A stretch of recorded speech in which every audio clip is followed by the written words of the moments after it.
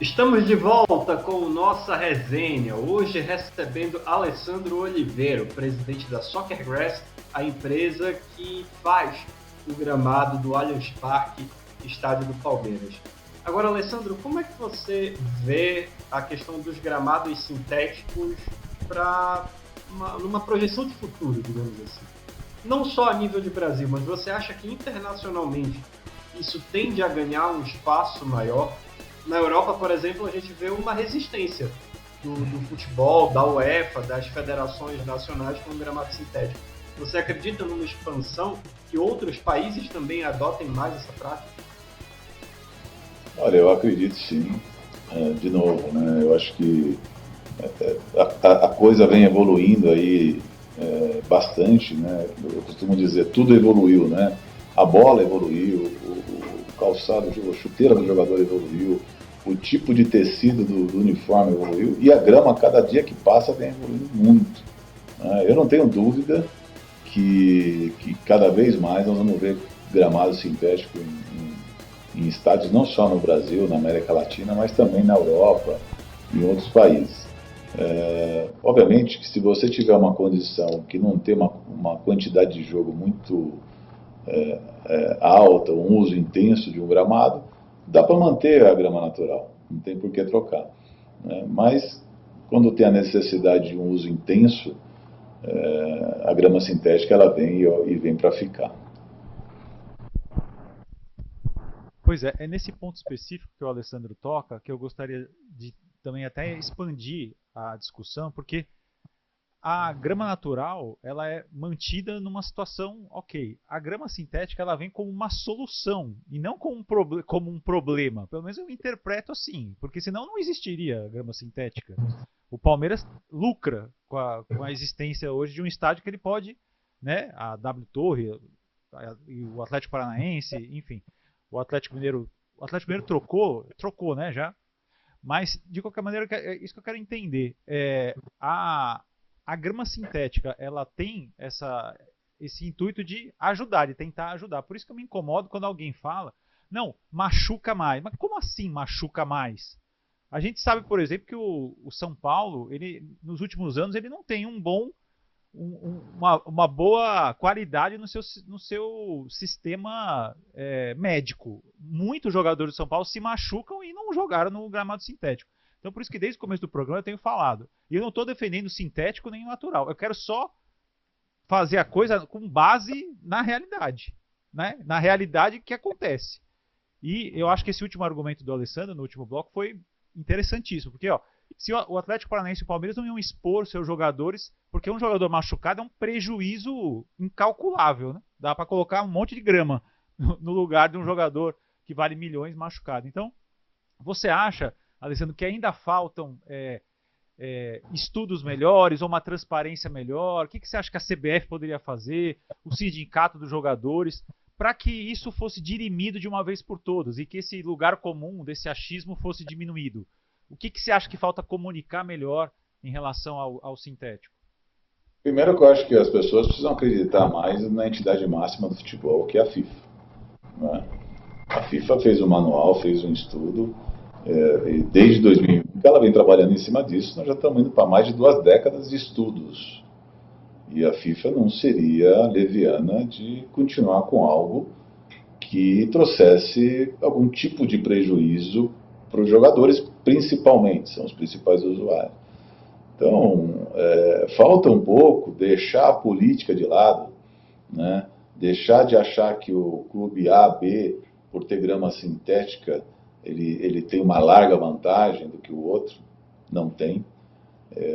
Eu acredito muito nisso que você falou. Eu acho que os clubes, alguns clubes têm muita dificuldade para acertar o departamento científico, médico deles, para preparar os jogadores melhores. Então, você está jogando hoje num gramado com um padrão europeu, precisa de ter uma qualidade física melhor. Você deve se lembrar de alguns jogadores aí que saíram do país para jogar na Europa. Aqui ele voava. Chegou lá, ele estava andando dentro do campo. Não estava preparado ainda para acompanhar o futebol europeu.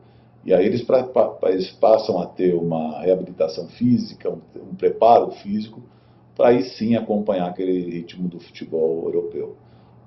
Então, a coisa é muito em cima disso, né, da qualidade física dos atletas, né, e da qualidade, obviamente, do departamento médico e científico de cada clube, para que deixe, né, os jogadores habilitados para jogar uma partida de jogo como ele é, e não como é hoje no Brasil. Hoje você pega, por exemplo, nós tivemos caso aqui, o Ronaldo Fenômeno veio ao Corinthians bem sobrepeso e jogou muita bola e fez muita diferença.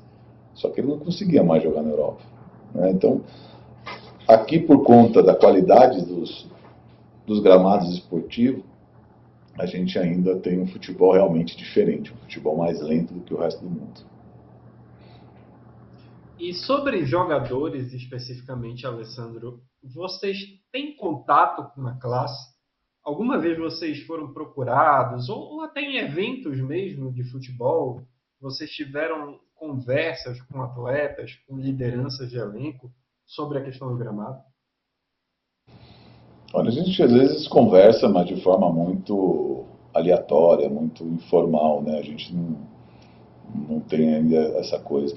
Mas, assim, de alguns jogadores que eu falo, obviamente que o cara prefere jogar num gramado sintético de qualidade do que jogar numa grama natural que não tem a menor condição de jogo, né? Você vai ver jogos aí da Série A que, putz, como é que você coloca um elenco do valor do elenco do Palmeiras, do Flamengo, do São Paulo, em campos que está cheio de buraco, irregular, é difícil, né? Então eles preferem sim aí indo para a linha da grama sintética. Uma outra coisa até, o Abel se pronunciou muito bem essa semana passada, falando, para indicar aí um ou dois campos, né? Ele falou que um tem com qualidade de grama natural, mas dois já ele acha que não tem dois campos que tem uma boa qualidade de gramado. Então, é isso, dito por alguém que utiliza de fato esses campos. O Daniel, do departamento científico do Palmeiras, também se pronunciou, falou defendendo aí o gramado sintético. E uma coisa que chamou muita atenção nesse movimento dos jogadores, que nenhum jogador foi falar com os jogadores do Palmeiras. A classe precisa ser unida, eu entendo, né? Tá todo mundo defendendo uma causa. Pô, eu não consulto o jogador o principal time que utiliza o gramado, isso dito pelo, acho que foi o Marcos Rocha comentou isso por esses dias também. Então, assim, a questão, eu entendo aí pelo que a gente vem vendo, que é mais política do que de fato uma reclamação direta dos jogadores. Você vê o Hulk não queria jogar em grama sintética e agora vai jogar dentro de casa, porque ele viu que é melhor ter uma grama sintética de qualidade do que jogar naqueles gramados que ele estava jogando, né? O Messi e o Soares, que não ia jogar em grama sintética nos Estados Unidos, estão jogando em grama sintética nos Estados Unidos, né? Então, eu entendo que para os jogadores é muito mais seguro jogar num gramado sintético, como a gente fez lá no Allianz Parque, do que jogar em muitos campos de grama natural. E ninguém está levantando essa bandeira dos outros campos de grama natural. Está tudo bem, está tudo certo. Não é possível. É no mínimo estranho essa polêmica. Agora, Alessandro, em relação ao trabalho de vocês com grama natural, vocês também cuidam de gramados com grama natural? Fazem instalação de gramado natural? Sim, sim. É mais... mas você pode contar para a gente quais são os gramados naturais que vocês cuidam? E assim, e é uma diferença também, para vocês também é muito grande a diferença de fazer uma manutenção e outra, né? A gente tem alguns campos, mas assim, eu vou te falar um principal aí que nós reformamos depois da pandemia, que foi o Presidente Vargas, lá do Ceará. Então, é como se fosse o Pacaembu nosso aqui. PV. O PV. Eu conheço. Eu moro em Fortaleza, inclusive. Eu moro aqui em Fortaleza. Então, você conhece. Lá é um campo que nós fizemos. Por sinal, modéstia à parte, está muito melhor que o Castelão. Mas não é só Tá, porque nós fizemos. então, essa é uma outra questão, é até bom porque você falou, eu acho que é em relação ao Sol, porque assim, o PV ele recebe mais jogos um atrás do outro do que o Castelão e o gramado fica melhor do que o Castelão, que agora inclusive o governo do estado proibiu que sejam realizados jogos no Castelão com menos de 66 horas de diferença, né? Foi uma portaria recentíssima que saiu agora. Então o Fortaleza e o Ceará vão ter que refazer o calendário lá, porque eles não vão poder jogar tipo quinta e sábado, ou um joga sábado, outro domingo, não pode mais. Olha que loucura, é, né? Que loucura isso. é, Deixar de jogar no estádio daquele. é, e o Mas aí PV, você acabou o de PV falar, recebe um monte. a grama natural, o oxigênio dela é o sol, ela precisa de sol, muito sol, né? E lá no PV, pô, você não tem problema com isso, o sol bate direto ali.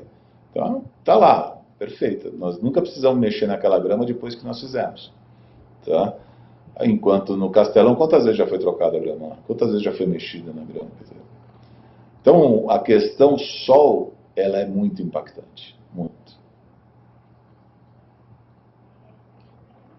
E se a gente for fazer esse exercício, né, envolvendo sol, outros fatores que interferem diretamente na qualidade do gramado, algum estádio que você tenha trabalhado, que a empresa tenha trabalhado, tem outras peculiaridades também que tornam o trabalho mais difícil? Qual caso você pode relatar para a gente? Você diz se fosse grama natural? Isso. São os estádios que têm atividades que não são esportivas, por exemplo, shows, eventos, né?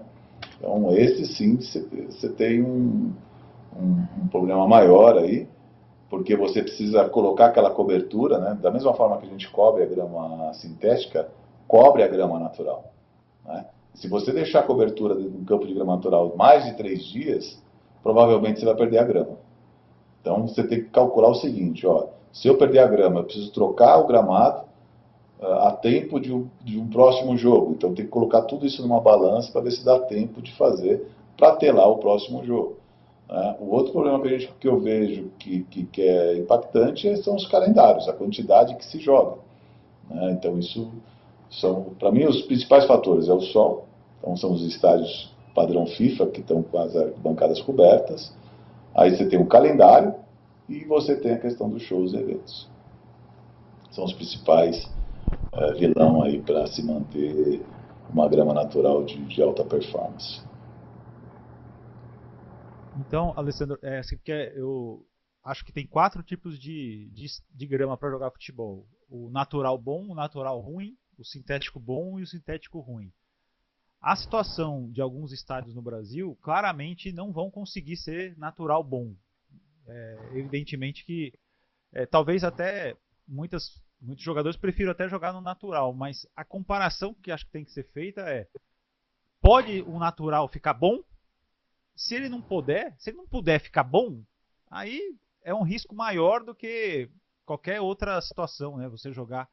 E a gente tem visto, por exemplo, na Copa do Brasil, primeira fase, segunda fase de Copa do Brasil, estádios calamitosos, que jamais deveriam, inclusive, ser liberados para uso, né? Porque é um risco gigantesco que os jogadores passam. Então, você acha que a comparação tem que ser natural ruim com sintético, porque, obviamente, vocês mesmos fazem implementação de natural bom. O sintético é para tentar minimizar os riscos e melhorar a qualidade do jogo quando não se é possível fazer um gramado natural bom. É exatamente isso. E quando você vem com um gramado sintético, você tem uma série de vantagens, né? Então, quando você tem uma situação que realmente não vai conseguir implantar esse gramado natural de boa qualidade, se continuar insistindo nisso, não vai mudar, né? Então você tem que aí mudar, obviamente, ou mudar a questão estrutural, né? Se o campo tiver lá as arquibancadas coberta, tirar essas coberturas, que eu acho que aí é complicado, né? Diminuir a quantidade de jogo para poder ter um gramado natural bom. E isso faz impossível acontecer. Ninguém vai mexer em calendário, ninguém vai deixar de disputar campeonato. Então, a solução não tem como ser diferente senão um gramado de qualidade sintético. Este é Alessandro Oliveira, presidente da Soccergrass, empresa que trabalha com instalação de gramados sintéticos e é responsável pelo Allianz Parque, o estádio do Palmeiras. Alessandro, muito bacana a gente recebê-lo aqui no nossa resenha, até para esclarecer, porque parte da galera da bola pinta o gramado sintético como vilão, a outra parte pinta como a solução, e trazendo o seu relato, a sua expertise no assunto, a gente consegue ter uma visão melhor sobre o que é o gramado sintético e a melhor forma de utilizá-lo. Muito obrigado pela sua participação, pela sua disponibilidade aqui com a gente. Eu que agradeço. Para mim sempre é importante a gente ter esses canais abertos, até para esclarecer, né? Você sabe que às vezes eu encontro palmeirense, eu falo que lá foi colocado grama sintética, o cara fala, não, grama sintética é 100% sintético. O cara é palmeirense, né? Então tem muita gente que não tem a informação completa, né?